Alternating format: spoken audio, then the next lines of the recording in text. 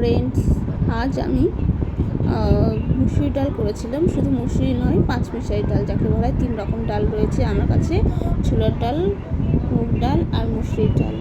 তো এই ডালগুলো কিন্তু ধুয়ে নিয়েছি, সবকটা এক মুঠো করে নিয়েছি। সাথে নিয়েছি একটা গোটা পেঁয়াজ, 2টো কাঁচা লঙ্কা কুচি, একটা গোটা টমেটো, আর ধনে গুঁড়ো, জিরে গুঁড়ো, হলুদ গুঁড়ো, নুন দিয়েছি। দিয়ে ভালো করে সর্ষের তেল দিয়ে মাখিয়ে নিয়েছি। মাখিয়ে নিয়ে প্যানে আমি কড়াইতে দিয়ে দিয়েছি। কড়াইতে নাড়াচাড়া করে আমি জল দিয়ে দিয়েছি। জল দিয়ে দেখো আমি ঢেকে দিয়েছি।